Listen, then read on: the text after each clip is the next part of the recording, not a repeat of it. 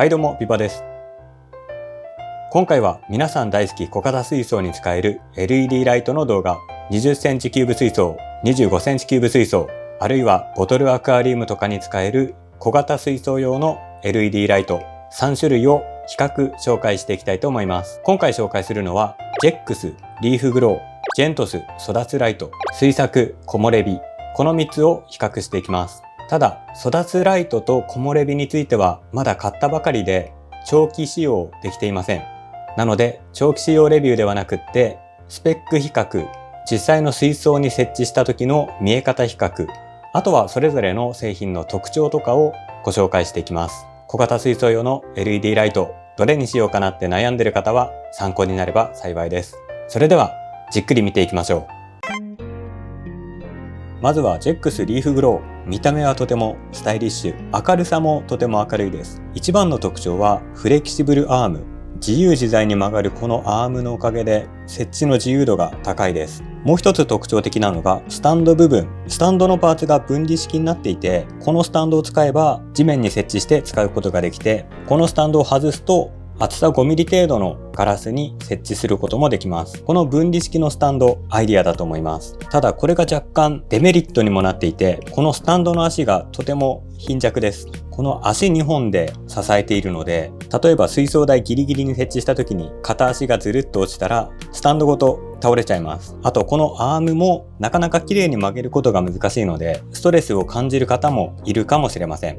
続いてジェントスの育つライト。こちらも特徴的なこの砲弾型のデザイン、とてもおしゃれです。このライトの特徴は明るさが3段階で調光できます。てっぺんについているのがスイッチなんですけど、このスイッチでハイ、ミドル、ロー、電源オフ、操作することができます。この LED ライトの照射部なんですけど、透明な板と少し乳白色のこちらのプレートと交換することができます。こちらのプレートを使うと光を拡散することができます。このあたり切り替えられるのも嬉しいですね。スタンドの高さ調節はこの部分にネジがあって、ここを緩めると伸ばすことができます。結構高い位置まで伸びるので設置できる幅は広いと思います。奥行き調節は固定されているのでできません。LED ライトには珍しく3色のカラーバリエーションが揃っています。色が選べるのは嬉しいですね。最後は木漏れ日。こちらは見ての通りデザインがとてもおしゃれです。小型 LED とはいえ JEX のリーフグローとかはとても熱くなるんですけど、こちらは放熱フィンが全体的に配置されていて、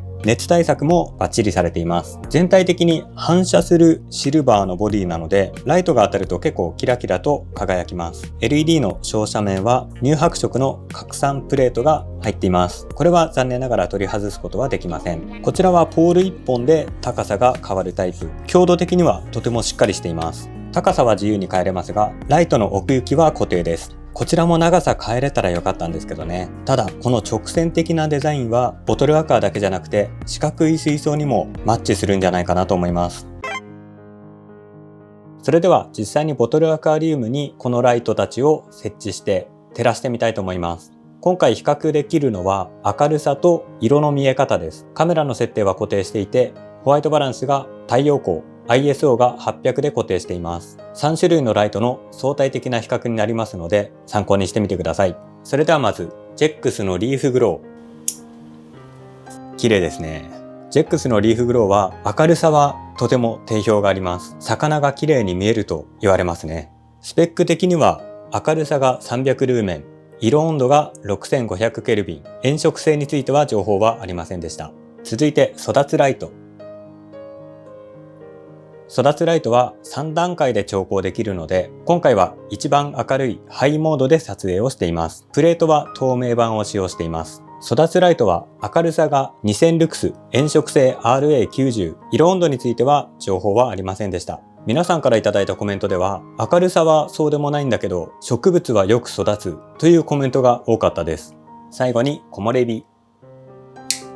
木漏れ日は明るさが210ルーメン、色温度が6500ケルビン、炎色性については情報がありませんでした。スペック的にはリーフグローと似てるんですけど、照射面が拡散板になっているので、リーフグローよりは広がった光になると思います。それでは3つ並べて見比べてみます。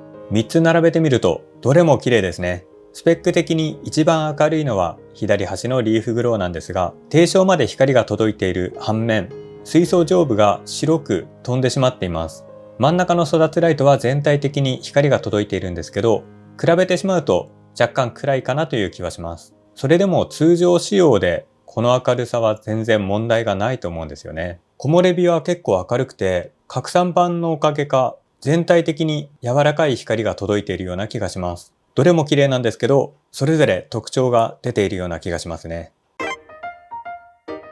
次に設置の自由度についてご紹介をしていきます。これはリーフグローがとてもユニークです。リーフグローはこのスタンドが2本足になってるんですよね。他の2つは土台となるベースがついています。見てわかる通り水槽の下に敷くので、このライトを設置するときに水槽を一旦浮かせないといけません。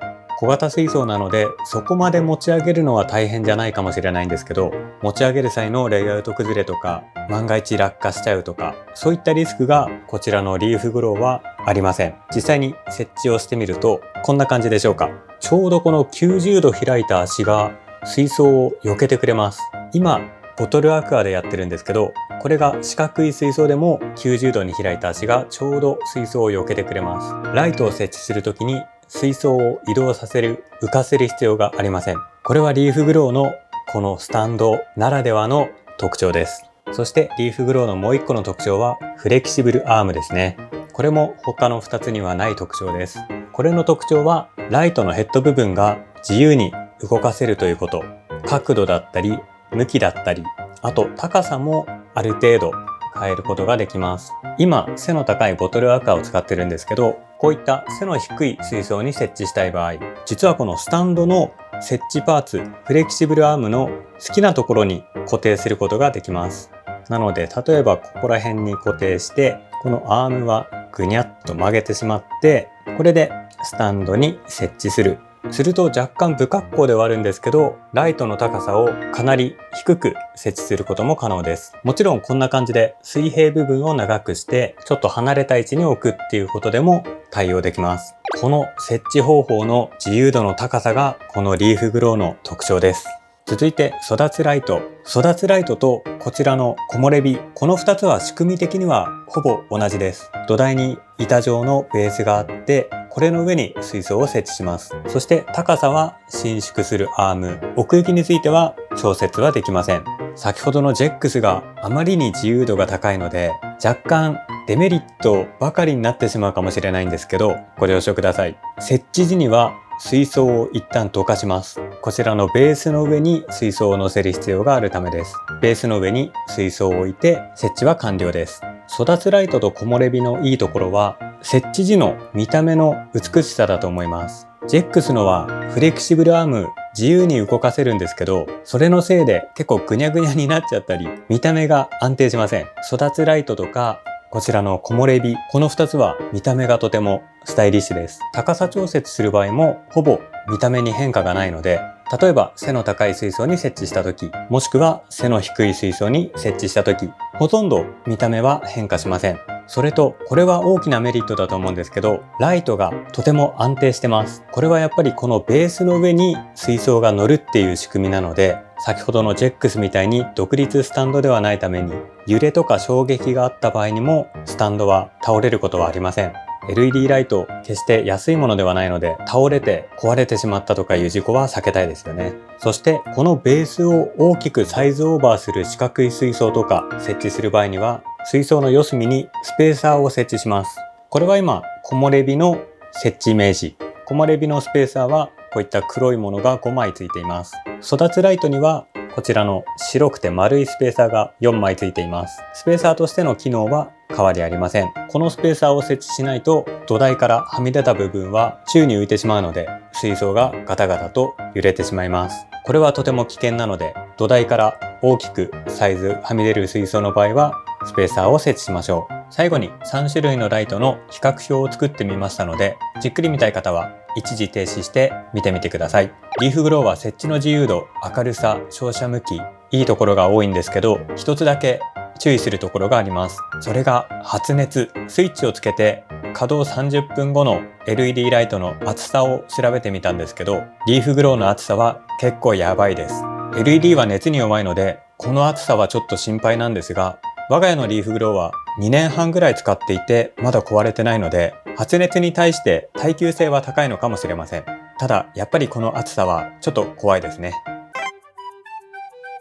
それではそれぞれの製品をビバ的に一言で表していきたいと思います。リーフグローはとにかく明るい。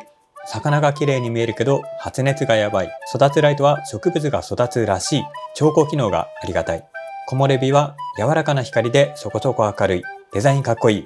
個人的にはリーフグローはちょっと明るすぎるかなっていう感じがします。スタンドが不安定なのとフレキシブルアームがぐにゃぐにゃしてなかなか定まらないので結構ストレス溜まります。見た目で言うと育つライトと木漏れ日どちらも捨てがたい。ただ育つライトは調光機能がついてるし拡散板もついてるので若干値段高いんですけどその分の価値は十分あると思います。言えば言うほど悩みますね。今回の比較動画では実際に水槽を照らした映像とかも並べて比較してみたんですけど、皆さんはこの3つのうちどれが気になったでしょうか。もし小型水槽の LED 照明選び、この動画が参考になれば幸いです。動画概要欄にこの3種類のライトの商品 URL 載ってますので、よかったらチェックしてみてください。それでは今回の動画は以上です。今回もご視聴ありがとうございました。また次の動画でお会いしましょう。それではまた。バイバイ。